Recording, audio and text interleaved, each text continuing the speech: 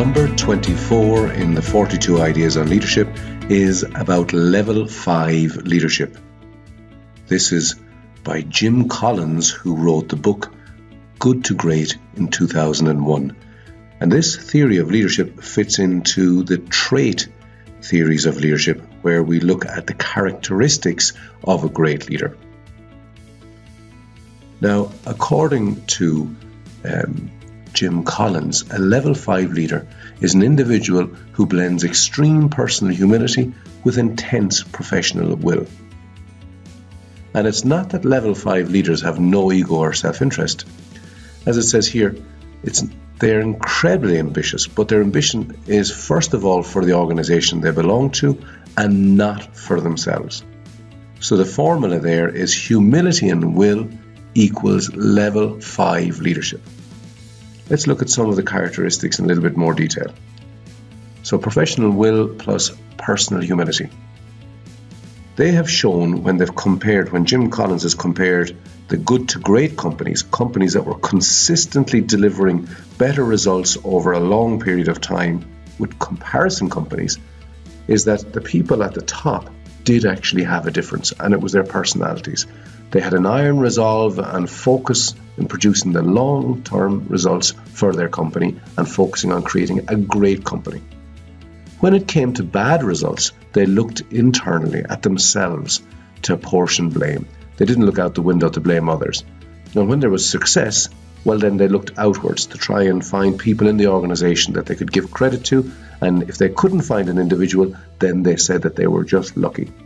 So their ambition is for the company, it's not personal. And in comparison to other leaders in companies that were not great, they enabled successors to succeed them so that the company continued to be great after them. Wherein companies that had high profile, very personally ambitious leaders, they set up their successors for failure. Also, in comparison to these high profile leaders, the good to great leaders were modest and they avoided public praise. And when they were trying to motivate others, they used inspiring standards and not an inspiring charisma. When it comes to good leaders or good to great leaders and hiring people, well, first they identify who and then what. So the first thing they do is they identify who are the right people that they should have on their team, and they get rid of the wrong people.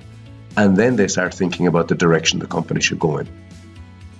They also believe that when it's in doubt, you shouldn't hire. Don't just fill a position because you have to fill a position. Make sure you'll find the right person. It also means that instead of putting the best people on the biggest problems, which is what often happens, you put them on the biggest opportunities to make it grow even stronger. What's interesting is, again, because it's a trait leadership model, they believe that the right person that you should hire has more to do with their character traits and their innate abilities than with specific knowledge, background, or skills. So if you have the right attitude, the skills can be developed. On this note, compensation is not about motivating the wrong people, so getting the right behavior from the wrong people, but it's so that you can get and keep the right people in the first place. It's all about the right people. Now, if you've got the right people and everybody is focused on achieving the goal of making the company great, then you can have internal debates where everybody is trying to make sure that they're going in the right direction and conflict is accepted. But once a decision is taken, then everybody unifies behind that decision. It's also important when you're talking about good to great leaders is that they confront the brutal facts of the current reality. This means you look at exactly where you are honest about this, and you determine the truth of the situation. You have to create, therefore, an environment where people are heard. This means that you start with questions before answers. You create an atmosphere where dialogue and debate are accepted and encouraged, and that you identify red flag issues that you can focus on and fix as fast as possible, not by trying to cover them up, but by accepting that they exist. As a result, the good to great companies, they do deal with difficult situations, but they emerge even stronger as a result. So they do believe that vision is important, but even more than vision is confronting the hard facts of the current reality and dealing with them. Again, going back to having the right people on your team, the idea is that you shouldn't spend any time motivating your people in bad times. If they are the right people, then they'll be self-motivated despite the bad times they're going through. Another concept that Jim Collins brings in this book is the hedgehog concept. There's 3 elements that are needed here to be a great company, a good to great company. Is you have to do what you're deeply passionate about and what you can be the best at the world in, and what drives your economic engine. So you have to make sure that you know you can be the best at the world of this, and this is not a goal. This is an understanding of what you're good at and what is your economic engine. This means you have to identify your core business, and if your core business is not what you're the best in the world at, then it's not your core business. And also you have to identify what your greatest impact is in the economic area, and then focus on that. And then finally, focusing on one big thing as opposed to many small things. This again goes back to the difference between the hedgehog and the fox. So the hedgehog is very good at one thing, and the fox can be clever and crafty at many things. Well, the hedgehog concept means that the good to great companies focus on one big thing and they become the best at it. So looking then at the 5 levels, the bottom level is a highly capable individual.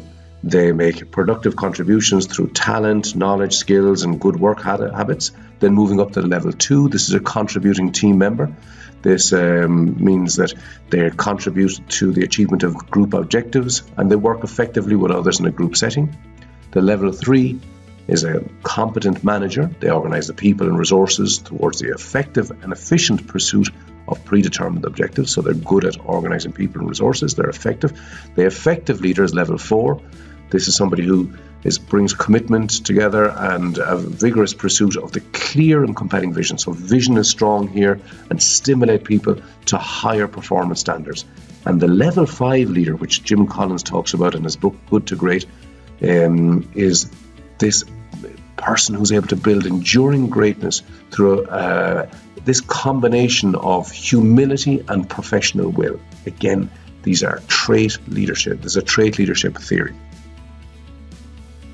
So this is number 24 in the 42 Ideas on Leadership. It comes to us from Jim Collins and his book, Good to Great, and it's level 5 leadership.